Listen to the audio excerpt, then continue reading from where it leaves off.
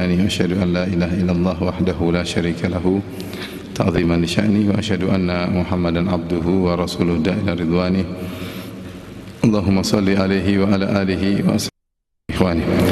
Hadirin dan hadirat yang dirahmati Allah Subhanahu wa taala, pada kesempatan pagi ini kita akan bahas tentang model-model penyakit hati ya, yang hendaknya kita jauhi dan kita bersihkan hati kita dari penyakit-penyakit tersebut jika kita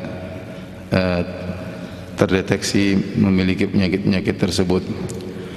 Sungguhnya yang menjadi patokan utama oleh Allah Subhanahu wa taala adalah hati. Sebagaimana perkataan Ibrahim alaihissalam yang Allah berikan dalam Al-Qur'an, yauma la yanfa'u malun wala banun illa man atallaha biqalbin salim. Hari di mana tidak bermanfaat harta dan anak-anak kecuali orang yang datang menemui Rabbnya dengan hati yang bersih. Dalam ayat yang lain kata Allah, idja'a rabbahu biqalbin salim, ketika dia bertemu dengan Rabbnya dengan hati yang bersih. Kemudian juga Allah Subhanahu wa taala menyatakan bahwa yang menjadi patokan adalah hati dalam ayatnya, lan yanalallaha luhumuha wala dima'uha walakin yanaluhu taqwa minkum. Tidaklah sampai kepada Allah daging sembelihan, tidak juga darah daging hewan-hewan sembelihan ya, yang sampai kepada Allah takwa dari kalian. Artinya ketika seorang menyembelih hewan ya karena Allah Subhanahu wa taala, yang jadi patokan utama di sisi Allah adalah ketakwaan ya, bukan dagingnya, bukan darahnya ya. Itu perhatian yang berikut. Yang pertama adalah hati seorang ketika menyembelih hewan-hewan tersebut ya. Demikian juga dalam hadis kata Nabi sallallahu alaihi wasallam, innallaha la yanzuru ila suwarikum wala ila ajsamikum walakin yanzur ila qulubikum wa amalikum. Allah tidak melihat kepada rupa kalian, Allah tidak melihat kepada paras kalian, tetapi Allah melihat kepada hati kalian dan amal kalian.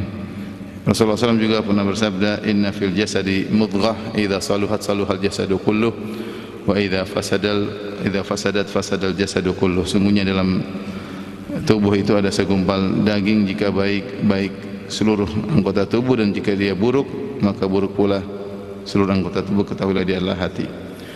Ini semua di antara dalil-dalil yang menunjukkan bahwasanya yang menjadi perhatian utama oleh Allah Subhanahu wa taala adalah hati seseorang.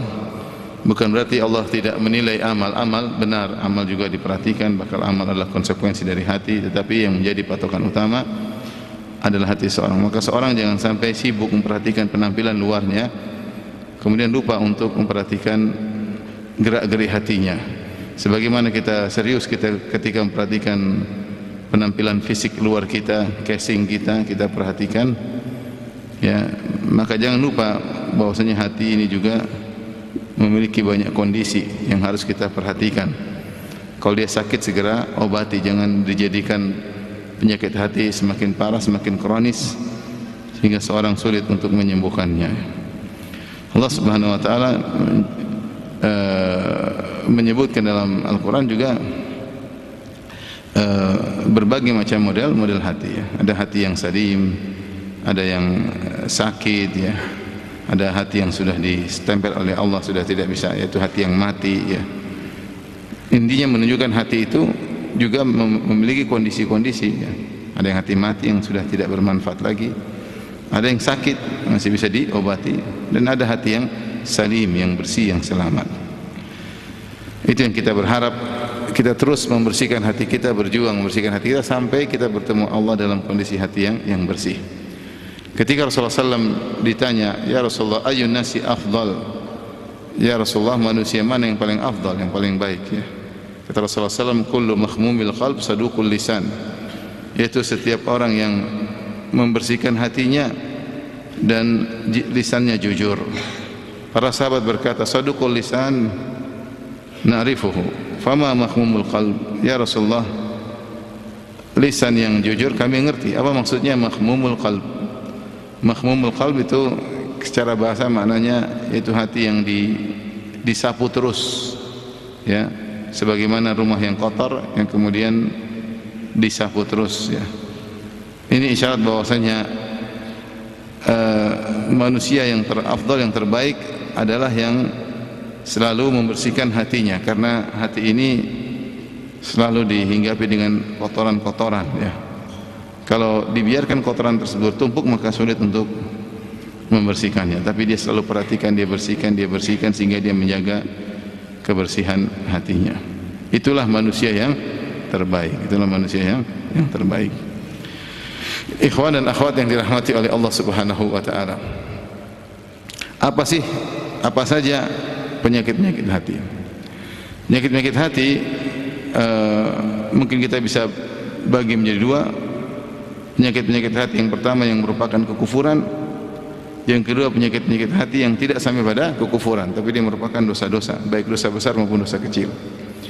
Penyakit hati yang merupakan kekufuran contohnya seperti nifaq, kemunafikan, itu penyakit hati. Contohnya asyak, keraguan, itu juga merupakan penyakit hati. Al-kufur juga merupakan apa? Penyakit hati.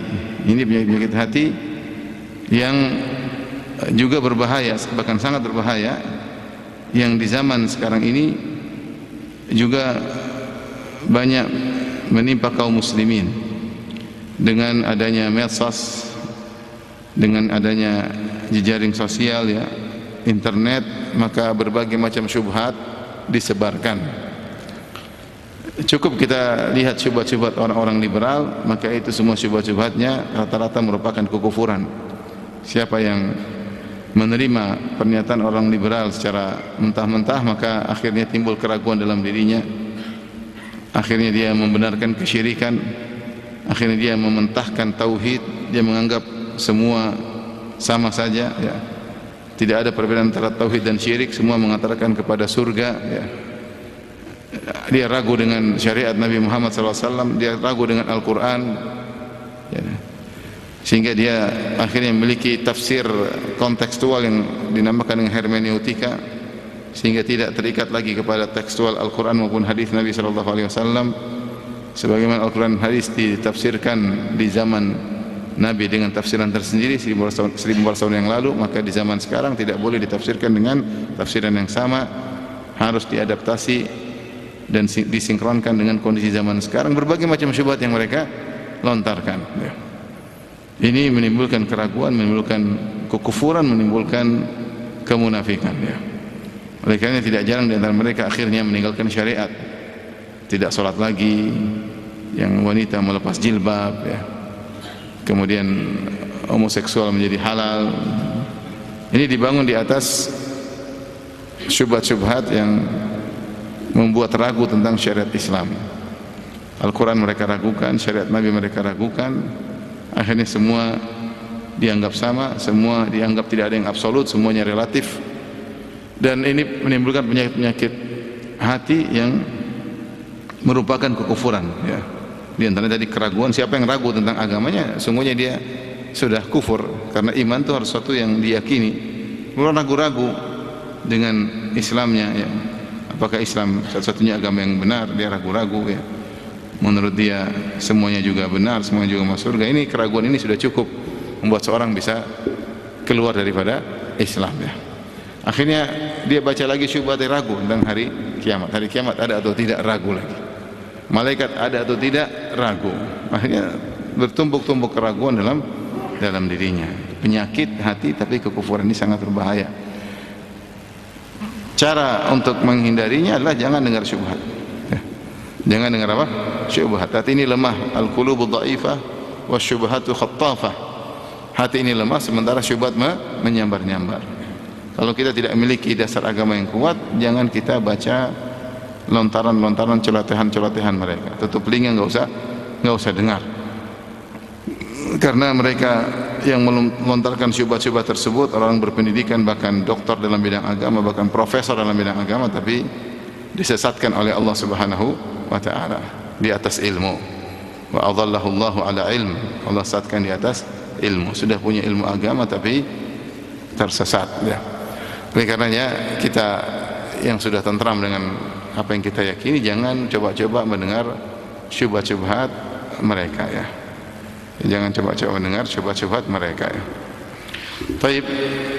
Namun itu bukan bahasan kita yang utama, itu bahasannya tersendiri. Kita ingin bahas tentang penyakit-penyakit hati yang merupakan dosa-dosa yang sering menimpa kaum muslimin. Di antara penyakit-penyakit tersebut saya sebutkan terlebih dahulu, di antaranya adalah misalnya riya, ya, ingin diakui, memperlihatkan amalan supaya diakui. Yang temannya adalah sum'ah, memperdengarkan amal soleh supaya dipuji, ya.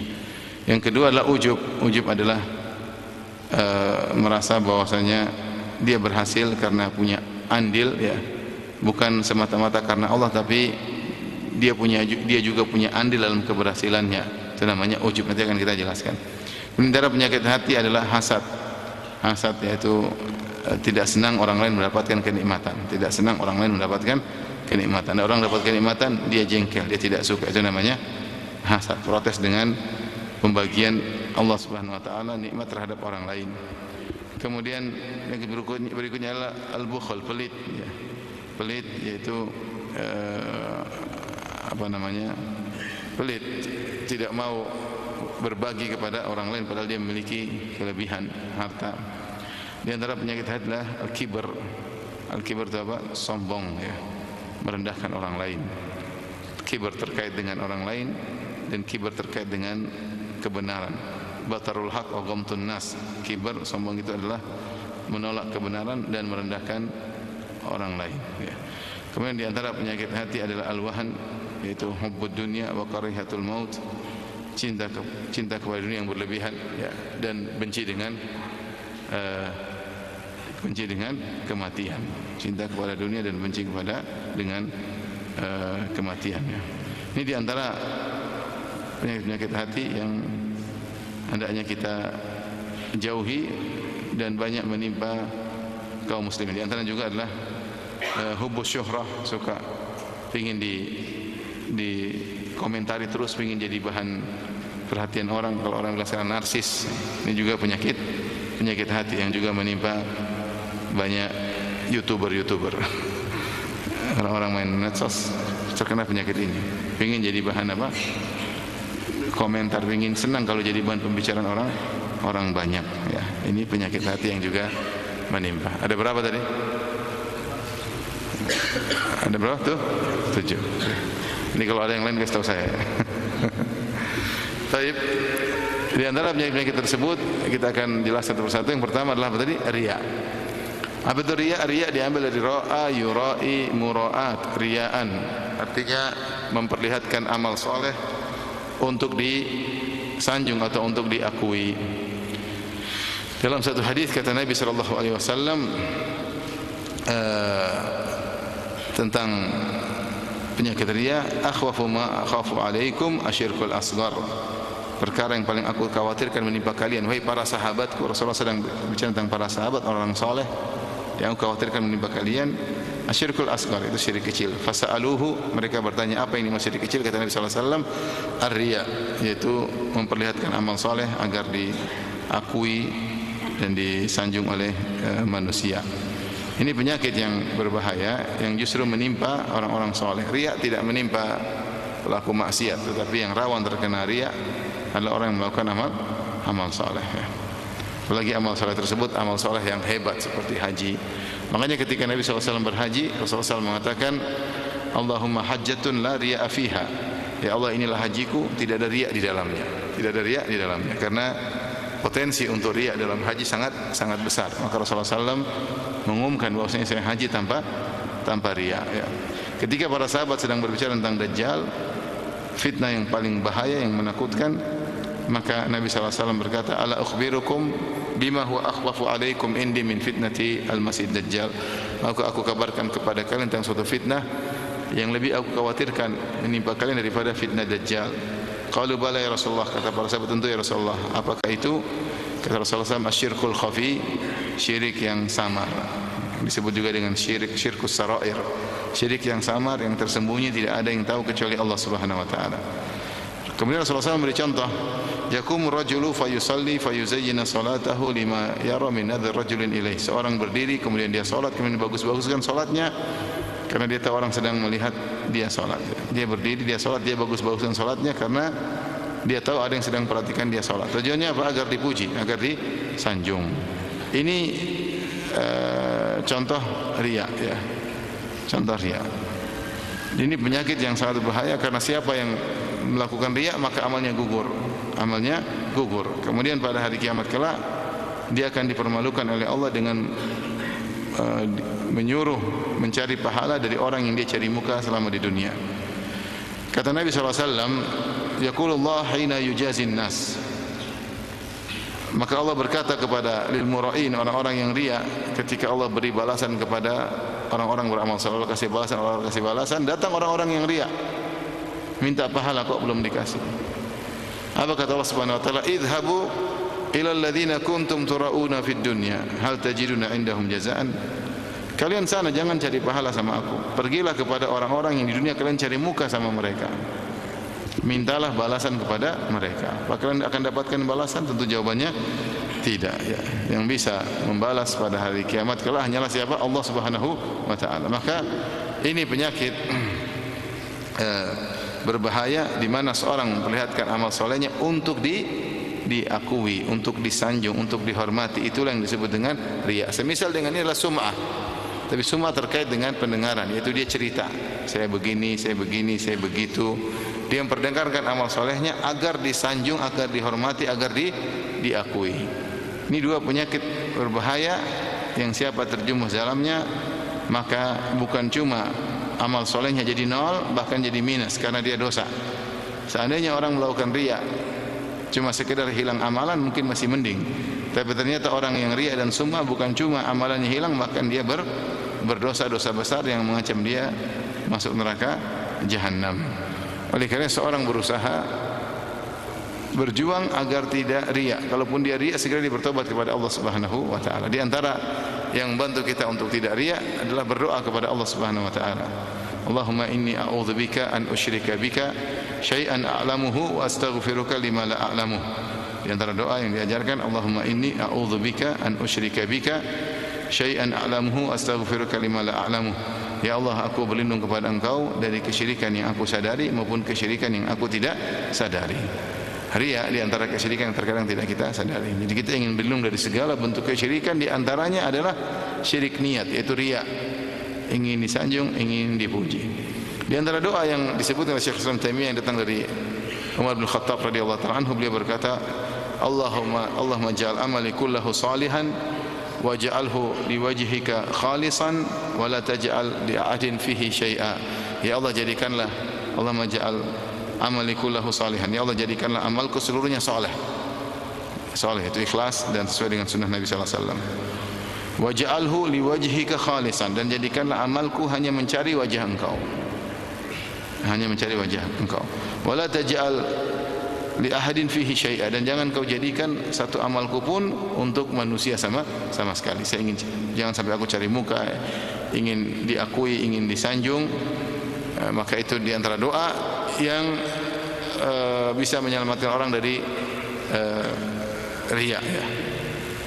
Doa yang diajarkan Nabi dan doa dari Umar bin Khattab radhiyallahu anhu. Seorang berusaha menghafal doa tersebut ya. Ulangi doanya apa? Allahumma inni a'udzubika an usyrika bika syai'an a'lamuhu wa astaghfiruka lima la a'lamu. Udah hafal? Belum? Ya, nanti diputar ulang di YouTube ya. Kemudian doanya Umar, Allahumma ja'al amali kullahu salihan. Ulang, Allahumma ja'al amali kullahu, seluruhnya, kullahu salihan. Yaitu ya Allah jadikanlah amalku seluruhnya saleh. Allahumma ja'al amali maksudnya amalku. Allahumma ja'al, yaitu Allah jadikan amali kullahu salihan. Waj'alhu, dan jadikanlah amal tersebut liwajhika khalisan.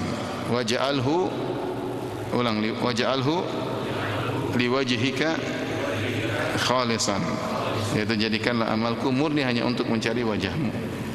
Wala taj'al li ahadin, wala taj'al, jangan kau jadikan li ahadin, kepada seorang pun, fihi syai'a, pada amalku sedikit pun ya. Jangan kau jadikan sedikit pun amalku untuk manusia, jangan.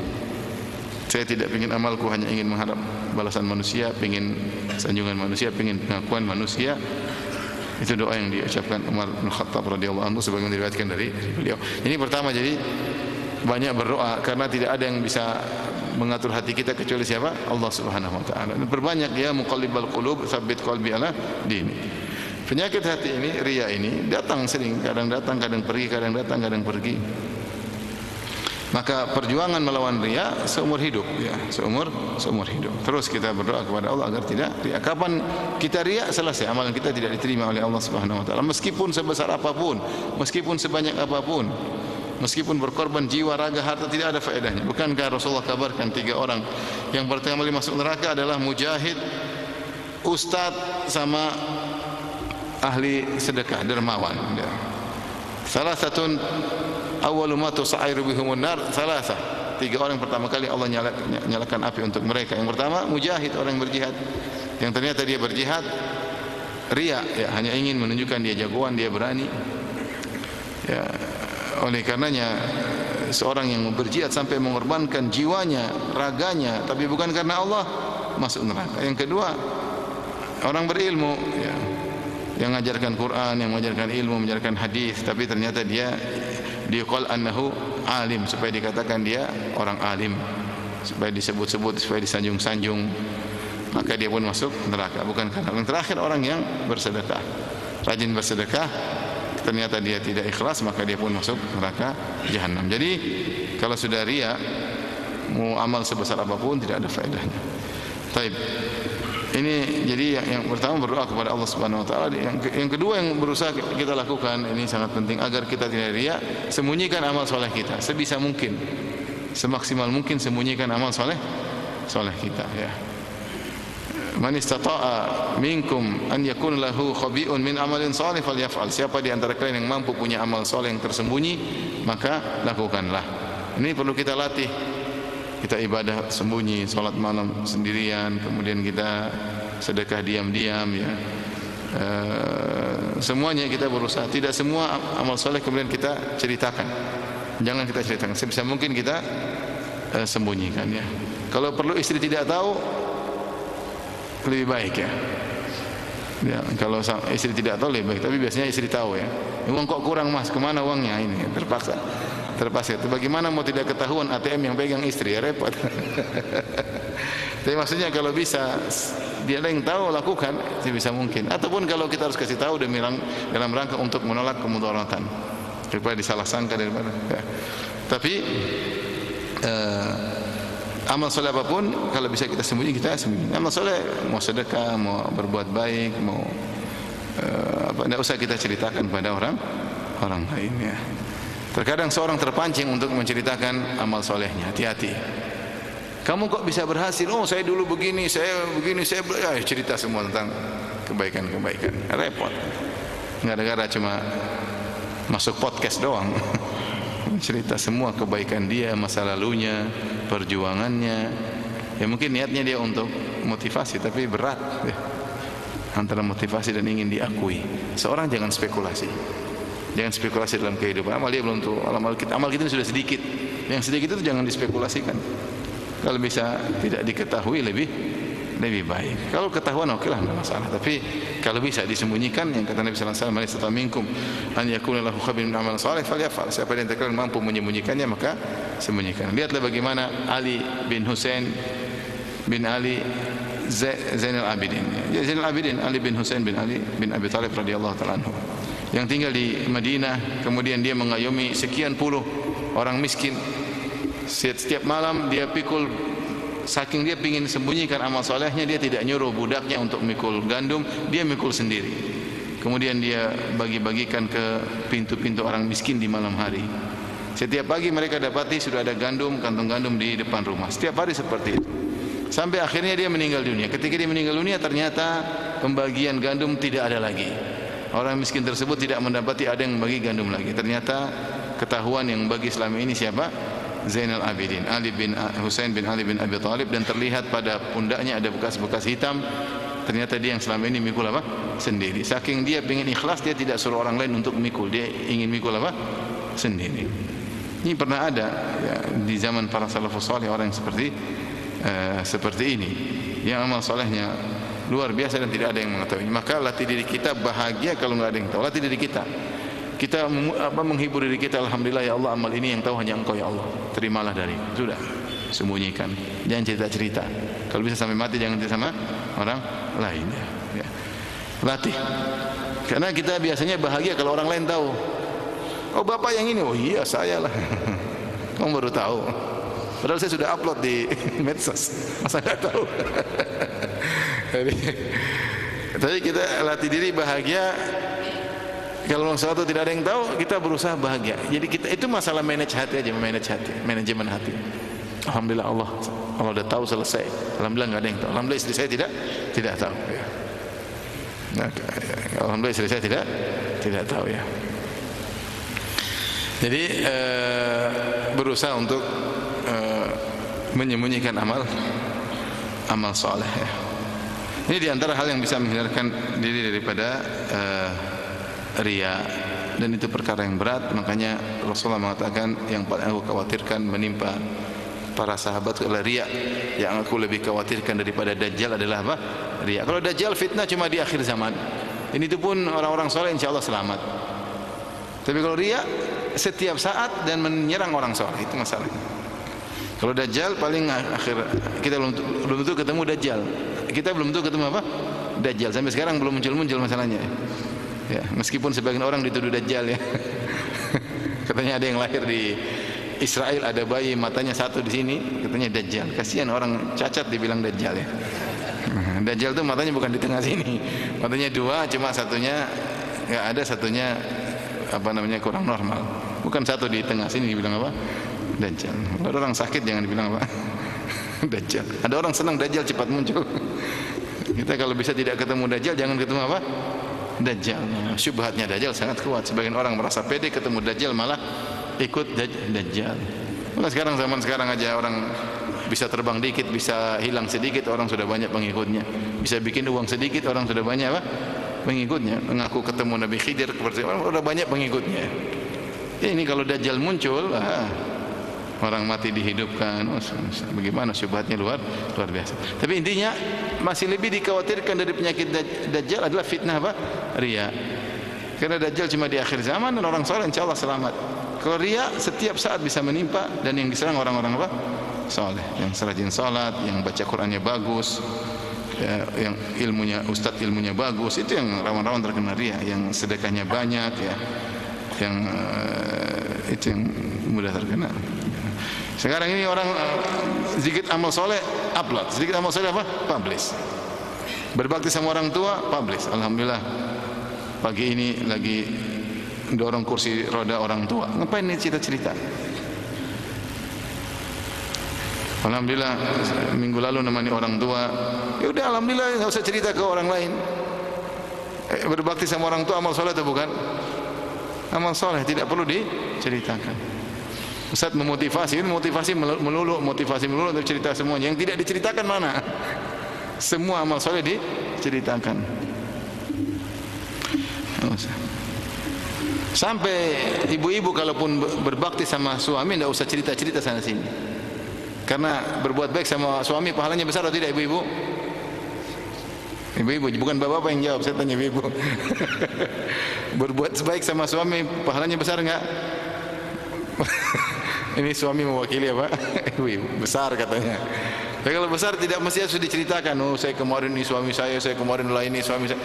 Udah itu amal soleh, diem-diem aja, enggak usah banyak cerita ya. Sayang. Bukan berarti orang cerita berarti riya, tidak. Tapi orang yang cerita rawan riya ya. Rawan riya. Banyak sekali mau diriakan. Saya ketemu orang, assalamualaikum. Ustaz, assalamualaikum. Ya, waalaikumsalam. Istri saya 4. Saya mau bilang siapa? Saya Ustaz, maksudnya siapa yang nanya? Datang tidak ada hujan, tidak ada angin, istri saya 4. Pamer dengan apa istrinya? 4. Terus masalah yang timbul ada enggak? Pasti ada lah.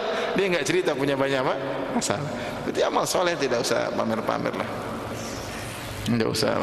Tapi ini yang pertama riya. Penyakit kedua ujub. Apa itu ujub?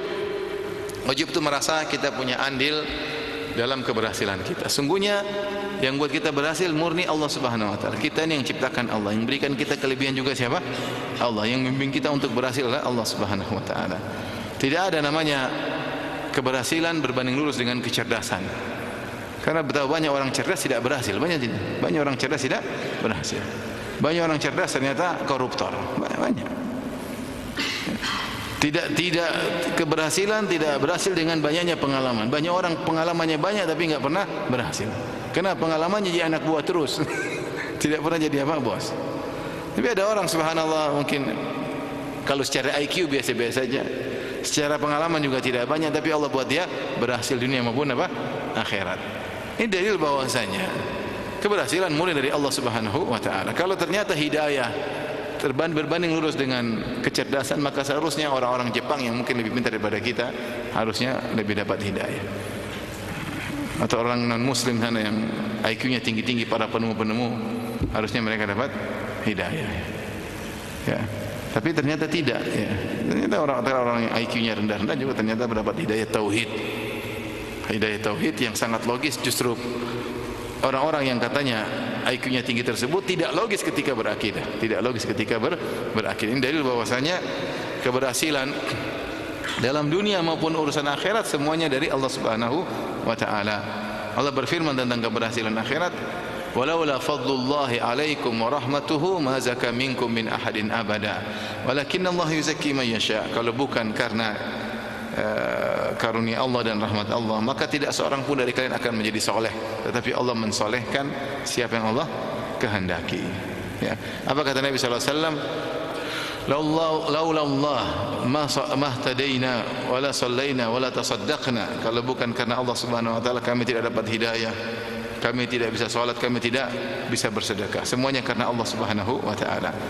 Penghuni surga ketika sampai masuk surga mereka berkata, wa qalu alhamdulillahilladzi hadana li hada wa ma kunna linahtadiya laula an hadanallah. Segala puji bagi Allah yang telah memberi petunjuk kepada kami sehingga kami bisa masuk surga. Ya. Dan kami wa ma kunna linahtadiya, kami tidak bisa dapat petunjuk kalau bukan Allah yang beri apa? Petunjuk. Ya. Ya. Oleh karenanya seorang dalam keberhasilan apapun dia nisbahkan kepada Allah. Kalau dia berhasil dunia, dia bilang hadza min fadli rabbi, ini karunia apa? Allah. Ya. Dia beluani ashkur am akfur. Allah mengujiku, saya bersyukur ataukah saya kufur. Kapan kita merasa karena saya itu kufur? Tapi kalau dia bilang hadza min fadli rabbi, ini karunia Allah. Ya. Maka seorang jangan sampai merasa dia punya andil dalam keberhasilan. Makanya disebut riya adalah syirik dalam tauhid al-uluhiyah, karena syirik pada tujuan, yaitu seseorang beribadah selain mencari pengakuan Allah juga mencari pengakuan manusia, paham? Sehingga dia melakukan mensyirikan, mensekutukan Allah. Allah digandengkan dengan manusia. Dia ingin diakui Allah dan juga ingin diakui apa? Manusia. Jadi syirik mensekutukan Allah dengan orang lain. Tapi kalau ujub mensekutukan Allah dengan diri sendiri. Mensekutukan Allah dengan diri sendiri terkait dengan tauhid rububiyah. Itu dia menyangka keberhasilan itu adalah karena Allah dan karena saya, sehingga saya bisa berhasil. Makanya ketika orang mengatakan iyyaka na'budu wa iyyaka nasta'in, dia akan selamat dari dua model kesyirikan tersebut. Dia mengatakan iyyaka na'budu, hanya kepada Engkau lah kami beribadah, kami tidak mengharap pujian manusia. Wa iyyaka nasta'in, hanya kepada Engkau lah kami mohon pertolongan. Artinya hanya Engkau lah yang menolong kami ya Allah. Bukan karena kelebihan saya, tidak. Maka siapa yang merasa berhasil baik perkara duniawi maupun perkara ukhrawi, dia merasa karena dia jagoan, itulah apa? Ujub. Itulah ujub. Ya, kita ini siapa ya? Ya, kita ini siapa? Kita ini pas-pasan semuanya ya. Kecerdasan juga pas-pasan, semangat juga pas-pasan ya. Tapi alhamdulillah Allah kasih hidayah, alhamdulillah. Allah buat bisa kita salat apa? Subuh. Alhamdulillah ya. Yang lain lebih pintar dari kita, yang lebih, tapi belum diberikan seperti kita. Maka jangan kita ujub ya. Hati-hati. Meskipun kita sembunyikan ujub kita, tapi Allah Maha tahu. Ujub ini akan mengantarkan pada penyakit berikutnya, penyakit hati berikutnya, namanya kibar, sombong. Jadi ujub beda dengan sombong. Ujub itu adalah langkah menuju pada kesombongan. Karena orang kalau sudah ujub, dia bangga dengan dirinya, dia takjub dengan dirinya, maka dia akan merendahkan orang lain. Jadi ujub beda dengan apa? Sombong. Kalau ujub itu tadi merasa dirinya hebat. Karena dia merasa keberhasilan karena saya juga, bukan cuma Allah semata, tapi saya bersama Allah membuat saya apa? Berhasil. Adapun sombong lebih tinggi lagi karena dia merasa dirinya hebat, akhirnya dia merasa rendah orang lain. Rasulullah SAW ketika menjelaskan tentang sombong, al-kibr batarul haq wa ghamtun nas. Kibr itu menolak kebenaran dan merendahkan apa? Manusia. Ya. Itu namanya sombong. Ya. Seperti itu apa? Sombong. Cuma begitu. Itu apa? Sombong. Alah gitu.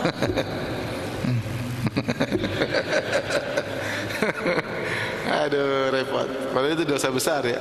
Rasulullah SAW mengatakan la yadkhul jannata man kana fi qalbihi mithqalu dzarratin min kibr. Tidak masuk surga orang dalam hatinya ada kesombongan meskipun sekecil zarrah. Artinya sekecil sedikit pun sombong. Yang berhak sombong cuma Allah.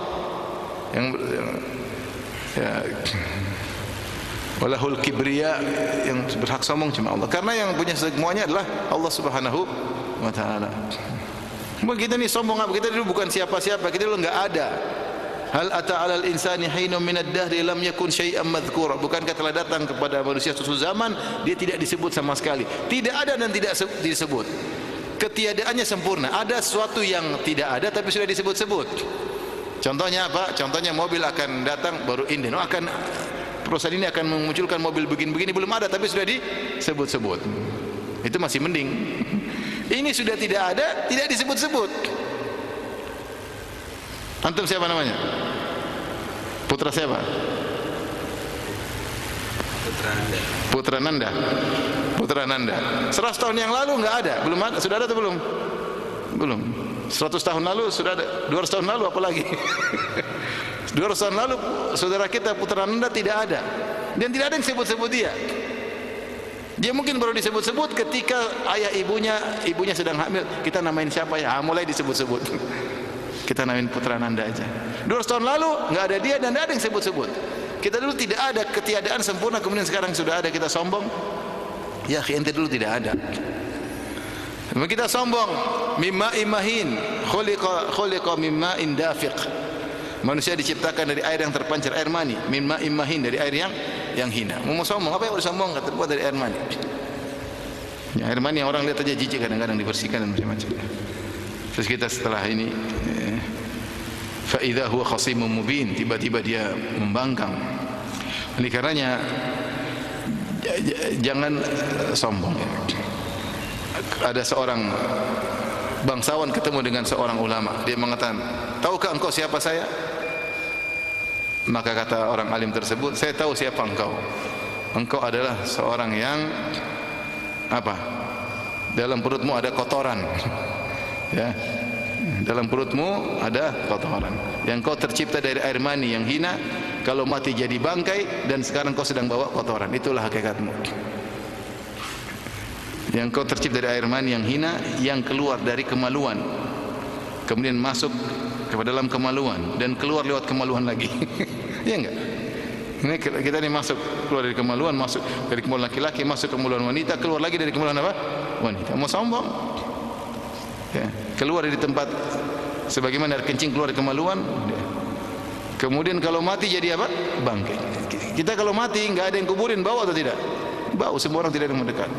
Dan sekarang kau sedang berjalan, dalam perutmu ada kotoran. Itulah hakikat apa? Dirimu. Terus mau sombong. Ya, kita mau sombong, kita ini cuma ukurannya 0,5 meter kali 1,5. Kita ini tingginya paling berapa ya? Paling tinggi 2 meter, paling enggak sampai juga. 1,6, 1,7, 1,5 ya. Tinggi atau pendek? Pendek dibandingkan gunung. Kita enggak ada apa-apanya ya. Pendeknya, lebar cuma ya, kalau kita dikubur ya sudah selesai. Kalau dari luar angkasa kita enggak kelihatan. Orang dari pesawat lihat kita enggak kelihatan karena saking apa? Kecilnya ya. Kalau kita badan sebesar gunung mungkin boleh sombong, mungkin. Allah mengatakan innaka lan takhriqal arda wa lan tablughal jibala tula. Kau tidak bisa menembus bumi dan kau tidak bisa tinggimu setinggi apa? Gunung. Ya. Mau apa yang kita sombongkan? Kalau kita besar sebesar gunung seperti tembok besar Cina dari angkasa luar kelihatan mungkin sombong. Kok kalau naik pesawat lihat saya kan? Nah, itu mungkin sombong. Ini kalau naik pesawat sini kita sudah enggak kelihatan. Terus jalan petantang-petenteng kayak orang kecil. Kalau kamu mati pun enggak ada masalah dunia ini, paham? Kau mati enggak ada masalah. Seperti kamu masih banyak. Yang lebih bagus dari kamu juga masih apa? Banyak. Enggak ada, mati juga enggak ada masalah. Kecuali kalau kau memang mati bahaya, itu berarti kau boleh sombong lah. Kau mati juga enggak ada masalah. Orang banyak bersyukur juga kalau kau mati. Maksud saya, apa yang mau kita sombongkan? Semua dari Allah Subhanahu wa taala. Ya. Yang kasih hidup Allah, yang kasih kita kecerdasan Allah, yang kasih kita kesehatan Allah. Maka jangan merendahkan orang. Kapan kita mulai merendahkan orang lain, kita sombong. Makanya ketika seorang ditanya apa itu tawadhu? Tawadhu itu kau keluar dari rumahmu dan tidak kau melihat orang kecuali kau merasa lebih baik daripada dirimu. Namanya tawadhu. Mungkin secara zahir kita lebih banyak salat daripada dia, mungkin. Itu kan zahirnya kalau di masjid, kita enggak tahu kalau dia lagi di rumah seperti apa. Mungkin secara zahir kita lebih pakaiannya lebih islami, kita enggak tahu di rumah mungkin lebih berbakti, dia lebih berbakti sama orang tuanya. Kita enggak tahu. Dia kerja susah kalau berbakti sama orang tuanya, kita masih pelit sama orang tua. Mungkin secara zahir kita lebih hebat, tapi ternyata kita hasad sama orang sementara dia tidak pernah hasad sama orang lain. Nah, kita hanya bisa nilai zahir, batin tidak ada yang tahu. Tidak ada indikator yang menunjukkan batin kita lebih baik daripada batin dia. Maka seorang tidak perlu apa? Sombong. Mungkin amal kita lebih banyak. Ini orang cuma bisa ngajar TPA, kita mungkin ngajar ilmu besar. Loh, kita belum tentu ikhlas. Mungkin dia amal diterima, kita enggak diterima. Oh, kita enggak tahu. Kita yang sombong, mungkin dia cuma bangun mushola kecil, kita bangun masjid besar. Dia bangun mushola kecil, tapi mungkin dia apa? Ikhlas. Dia bangun masjid besar tapi ente pamer-pamer. Masjidnya ente kasih nama ente lagi.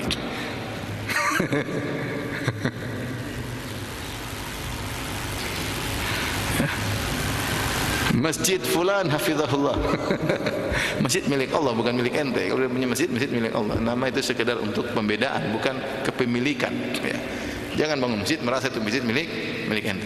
Intinya sombong ini sangat berbahaya.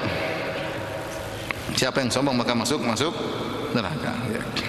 Hati-hati. Kapan kita merasa dalam hati kita bisa deteksi sendiri, mulai merendahkan orang, segera kita tepis, ya. Belum tentu saya lebih baik daripada dia. Belum tentu hati saya lebih baik daripada hati dia. Enggak ada yang tahu. Enggak ada yang tahu. Kita terkadang enggak usah. Terkadang kita bicara pembantu kita. Pembantu kelihatannya mungkin dia pas-pasan amal dia, tapi subhanallah ternyata dia kerja buat anaknya, terkadang dia kerja buat suaminya, terkadang luar biasa. 100% gajinya buat anaknya dan suaminya. Luar biasa. Terkadang dia kirim uang. Saya dapat teman-teman masih muda-muda, semua uangnya dikirim ke ibunya. Luar biasa. Kita belum mampu seperti itu. Dia semua gajinya 2 juta, 2 juta setengah, semuanya dikirim buat apa? Ibunya. 100%. Terus kita merasa lebih baik dari pembantu tersebut? Nah, belum tentu. Mungkin kita ngaji, mungkin dia ngaji, tapi dia ada pengamalan. 100% gajinya buat siapa? Ibunya. Oleh karenanya seorang jangan merendahkan orang lain. Siapa kapan merendahkan orang lain maka dia sombong. Di antara penyakit hati tadi apa lagi? Hasad jelas. Hasad di antara penyakit hati itu membenci atau tidak suka kalau ada orang dapat kenikmatan. Kapan kita tahu kita kena hasad? Lihat orang dapat kenikmatan kita enggak enak. Kok kita enggak enak ya? Apa masalahnya? Dia beli mobil baru kok saya yang gelisah. Dia kawin lagi kok saya yang gelisah lagi. Ini berarti hasad nih, hasad ya. Dia pengajiannya rame kok saya gelisah, berarti saya hasad. Itu berarti kita terdeteksi hasad. Mau tahu mau tidak mau bilang hati saya bersih, hasad berarti kamu. Hasad itu kapan tidak suka orang lain dapat nikmat, itu namanya apa? Hasad. Ini hasad paling rendah. Sekedar merasa terganggu orang lain dapat apa? Kenikmatan. Itu namanya hasad. Karena hasad pintunya luas. Hasad dalam dunia, hasad dalam agama, hasad dalam banyak hal. Ya. Kita berusaha kalau orang dapat nikmat, kita alhamdulillah Allah berikan dia nikmat. Ya, saya kayaknya susah kalau dapat nikmat seperti dia, saya belum tentu bisa mensyukurinya. Alhamdulillah, mungkin Allah sudah tahu dia lebih berhak, dia dikasih nikmat. Udahlah, ngapain kita hasad sama orang lainnya? Ngapain kita gantungkan kebahagiaan kita sama orang lain bahagia kok kita yang sengsara? Ini penyakit, sudah sering sampaikan berulang-ulang dalam pengajian kita. Ini penyakitnya iblis, hasad. Iblis hasad sama Adam. Ini penyakitnya Qabil kepada Habil. Qabil hasad sama Habil dibunuh. Ini penyakitnya Yahudi kepada kaum muslimin sehingga tidak mau menjadikan Nabi Muhammad sebagai nabi karena ternyata nabi terakhir dari Arab. Mereka hasad dan min indi anfusihim. Penyakitnya Yahudi. Ini penyakitnya orang munafik. Kenapa Abdullah bin Ubay bin Salul tidak mau masuk Islam atau jadi orang munafik? Karena dia maunya jadi pemimpin, ternyata datang Muhammad SAW memimpin kota Madinah. Semua orang-orang buruk penyakitnya apa? Hasad. Kita jangan berpenyakit. Kalau ada penyakit hasad kita tawan. Di antara obat penyakit hasad, kita puji orang yang kita hasati. Paham? Kita sebutkan keutamaan. Oh dia Masya Allah, memang dia Masya Allah. Puji dia. Ya. Terus kita berusaha mengenalinya. Kita datang, Assalamualaikum Masya Allah, untuk kita puji. Karena kalau kita diam-diam terkadang setan masuk, bikin kita semakin apa? Hasad. Tak kenal maka tak sayang. Kalau kita sama dia, kita datang sama dia, kenali dia, salam-salaman, makan bareng, insya Allah hasad apa? Hilang. Tapi kalau kita nggak pernah makan bareng sama dia, ini hasad kadang-kadang. Hasad. Kalau makan bareng udah selesai. Udah kenal, ngapain kita hasad sama orang yang kita kenal. Ya. Jadi di antara cara melawan apa? Hasad. Kalau nggak bisa lagi, nggak bisa ketemu, kirim hadiah. Kirim hadiah, kasih tulis nama. Buat orang yang saya hasati. Kirim hadiah, insya Allah kita kurang. Karena Allah akan berusaha, akan memperbaiki hati kita kalau kita berusaha. Tahu kita sedang hasad, kita puji dia, kita sanjung dia, kita kirim hadiah sama dia. Kalau bisa kenal dia, itu lebih baik. Ya. Sehingga hilang penyakit hasad tersebut. Dan sebagaimana saya telah jelaskan kemarin pagi tentang firman Allah, nahnu qasamna bainahum ma'isyatan fil hayatid dunya. Bisa didengar kembali. Maksudnya yang bagi ini semua Allah lebih tahu mana yang pantas buat dia dan mana yang pantas buat saya. Kalau kita diberikan kenikmatan seperti dia, belum tentu kita bisa bersyukur. Maka apa yang kau rasakan sekarang tanggung jawabnya sudah banyak. Ya, tanggung jawabnya sudah sangat-sangat berat. Ya, kalau kau dikasih lebih lagi belum tentu kau bisa bertanggung jawab. Berat ya. Saya sering bilang kita aja HP baru satu aja kalau dihisap repot. Gimana kalau HP-nya dua? Kita baru buka akun satu saja hisapnya sudah panjang. Gimana kalau kita punya akun 3, 4 dan seterusnya? Kita punya perusahaan satu saja, punya toko satu, ya hisapnya udah panjang. Gimana kalau punya toko 2, 3 dan 4? Kita punya mobil satu aja, hisapnya sudah panjang. Gimana kalau punya mobil 2, 3 dan 4? Kita punya istri satu aja udah setengah mati. Apalagi kalau punya istri 2, 3 dan 4. Sudahlah, nikmati aja yang antum dapati sekarang. Enggak punya toko, alhamdulillah hisap sedikit. Punya toko repot. Ini barangnya dari mana, proses penjualannya bagaimana, repot. Ya. Oleh karena kalau antum diberi syukuri, kalau antum enggak diberi jangan hasad sama orang lain. Kita followernya sekian, hasadnya apa? Hisapnya sedikit. Apalagi kalau followernya banyak, hisapnya juga lebih repot. Ya, semuanya setiap kenikmatan ada hisapnya. Bertambah kenikmatan semakin panjang apa? Hisapnya. Maka seorang tidak perlu hasad sama orang lain, ridha dengan pemberian Allah, yakinlah apa yang Allah berikan terbaik buat kita. Terus penyakit hati apa lagi? Bukhal, pelit.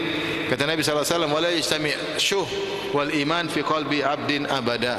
Tidak akan berkumpul dalam hati seorang beriman, dalam hati seorang hamba iman dan pelit. Siapa yang beriman dia harusnya tidak pelit. Siapa yang pelit imannya kurang. Jadi iman dan pelit itu berkumpul di hati kemudian saling serang-serangan. Kalau iman semakin kuat, pelit harus tergeser. Kalau pelit semakin kuat, iman semakin apa? Tergeser. Mereka enggak mau hidup berdamai. Makanya Nabi SAW berkata, wa sadaqatu burhan, sedekah adalah bukti keimanan seorang. Kalau orang tidak punya ya sudah, gimana ya sudah. Kalau dia nggak punya, dia sedekah buat dirinya lebih baik, sedekah buat anak istri lebih baik. Tapi kalau dia punya berlebihan, ngapain dia pelit? Sungguhnya kalau dia bersedekah, dia sedang menabung untuk masa depannya di akhirat. Tabung banyak-banyak aja. Kalau kita nabung di dunia, kita takut inflasi, takut ketahuan pajak misalnya, dibayar pajak, macam-macam orang menghindar. Jadi kalau kita tabung di sisi Allah, selamat. Bahkan dijadikan riba oleh Allah sebanyak-banyaknya. Ya. Man dzal ladzi yuqridullaha qardan hasanan fayudha'ifahu lahu adha'afan katsirah. Siapa yang beri pinjaman kepada Allah, Allah akan berikan balasan berlipat ganda, riba yang syar'i. Di akhirat ribanya. Di dunia terkadang Allah juga kasih. Tapi kalau kita taruh sama orang, kita repot. Taruh disimpan di dunia, bisa jadi hilang, bisa jadi kena inflasi, bisa jadi macam-macam dan hisabnya panjang. Tapi kalau kita simpan di sisi Allah dengan sedekah, Allah akan balas dengan ganjaran yang sangat banyak. Maka latih diri untuk bersedekah. Sedekah itu masalah kebiasaan aja. Kalau kita biasa, insya Allah mulai dari yang kecil-kecil, 5.000, 10.000, 5.000, 10.000. Nanti kalau berani lagi 100.000 ya. Kalau berani lagi lebih lagi dan seterusnya. Maka saya renungkan bagaimana Abu Bakar As-Siddiq radhiyallahu anhu menakjubkan ya. Dia bisa membimbing anak istrinya yang mendukung dia dalam bersedekah. Abu Bakar As-Siddiq bersedekah dengan seluruh hartanya 2 kali dalam sejarah tercatat. Yang pertama ketika berhijrah, yang kedua ketika perang Tabuk. Ketika dia berhijrah, dia menyumbangkan seluruh hartanya, istrinya dukung, anak-anaknya juga apa? Dukung. Ketika dia bersedekah di tatkala perang Tabuk dengan seluruh hartanya, tidak ada masalah bagi anak istrinya. Artinya bukan cuma dia yang berhasil, tapi dia juga berhasil mendidik anak istrinya. Mungkin kita ingin bersedekah seluruh harta kita, tapi anak istri kita tidak mau. Apalagi kalau kita memang tidak mau bersedekah. Oleh karenanya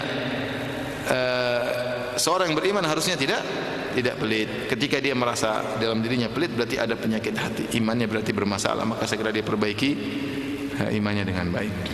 Yang berikutnya penyakit apa? Al-wahan. Al-wahan yaitu cinta dunia wa karihatul maut. Rasulullah SAW dalam satu hadis, tatada'a alaikumul umamu kama tatada'a al-akalatu ila qas'atiha. Sungguhnya umat-umat akan saling menyeru untuk menghabisi kalian, menyantap kalian sebagaimana para orang-orang yang kelaparan diundang untuk datang ke piring hidangan.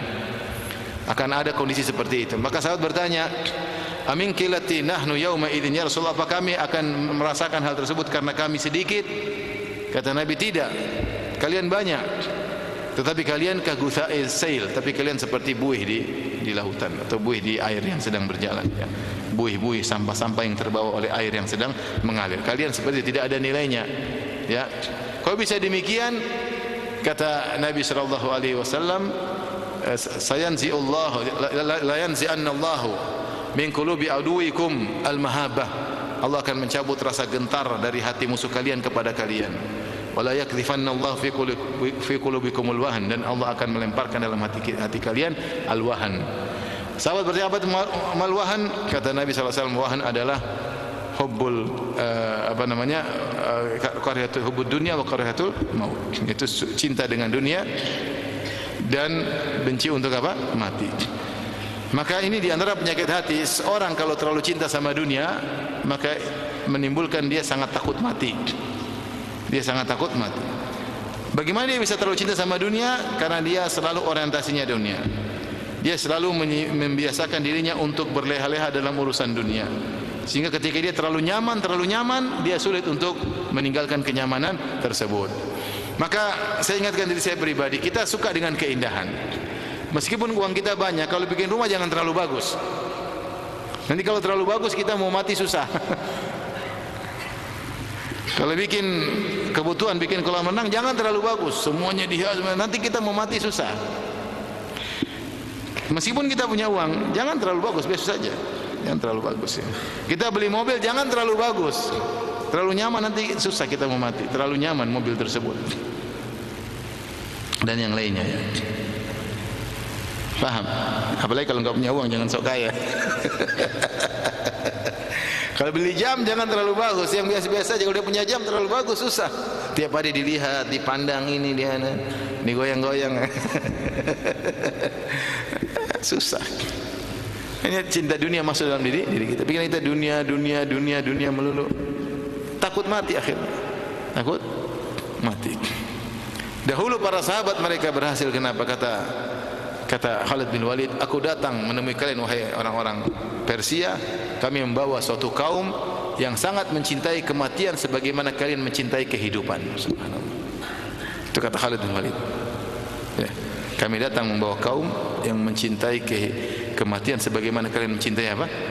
kehidupan. Itu memang mereka berjuang untuk mencari mati. Maksud saya, ini penyakit. Kalau kita tidak waspada, orientasi kita dunia, akhirnya kita seperti itu. Pembicaraan kita dunia. Kita boleh cari dunia, tapi orientasinya akhirat. Contoh, saya kerja, tapi saya niatkan. Saya punya perusahaan misalnya, saya niatkan. Ini kalau hasilnya saya ingin untuk ini. Apa? Orientasi kita apa? Akhirat. Kerja untuk akhirat. Kerja untuk kita sedekahkan. Dan tadi kita jangan terbiasa dengan hidup mewah ya. Kalau kita punya uang banyak juga, jangan selalu naik bisnis kelas ya. Sekali-sekali duduk di belakang. Toh kalau kita naik pesawat di belakang sampai di luar daripada di depan ya kan. Di belakang kalau pesawat kan sampai di luar di belakang kan, baru depan ya. Ekonomi sampai di luar baru apa? Bisnis kelas. Meskipun yang keluar bisnis kelas, tapi yang sampai di luar yang jadi ya enggak sekali-sekali hidup susah, sekali-sekali ya, tidak selalu harus keren, mewah, enggak. Nanti kita lupa karena hati ini tidak bisa kita kontrol. Hati ini tidak bisa kita kontrol. Masuk cinta sama dia pelan-pelan. Akhirnya lihat orang terjebak dengan pola hidup tertentu. Dia sudah mulai senang main sesuatu, akhirnya itu aja digeluti, senang ini. Kita yang lihat dia aneh, ini orang kok kalau bicara jam aneh sekali. Tapi sesungguhnya untuk mencapai keanehan tersebut melalui proses.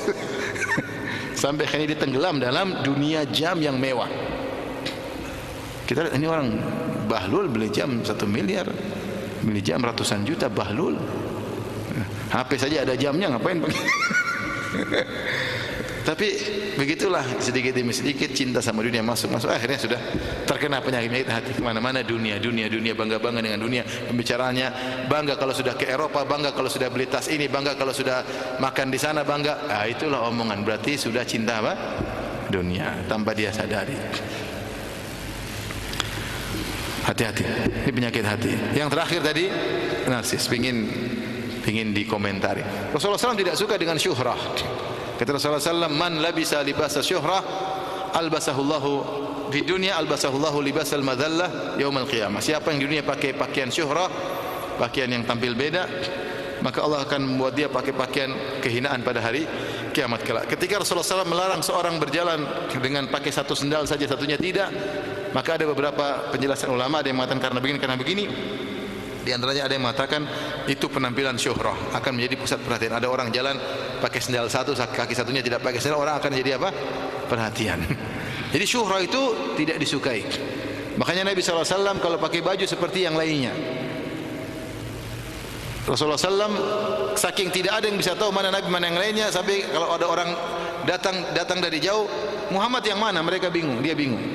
Sampai akhirnya dibuatlah tempat duduknya agak tinggi. Kalau Nabi lagi ceramah, para sahabat biar tahu yang duduk di tengah itu siapa?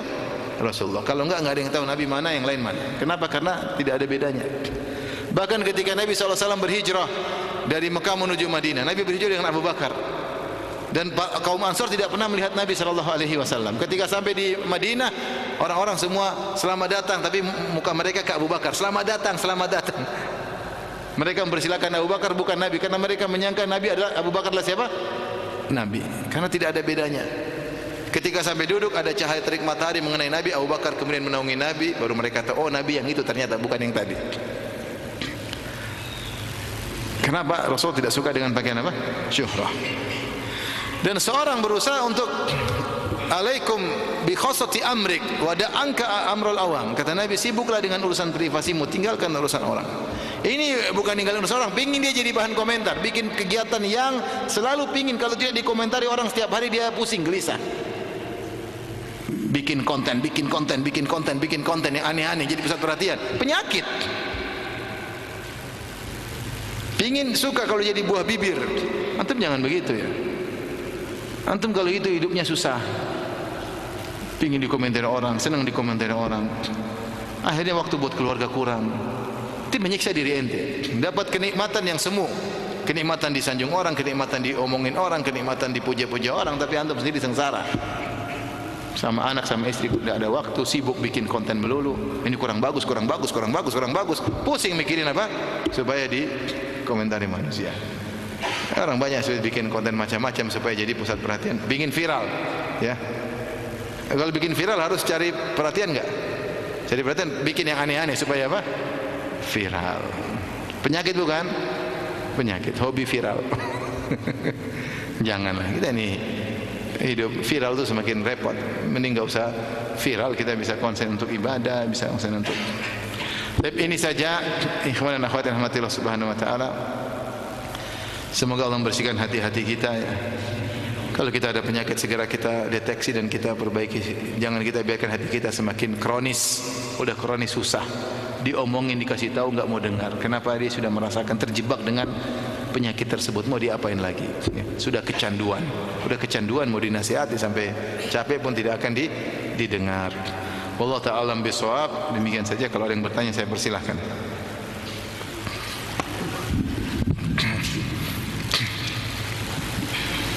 Baik.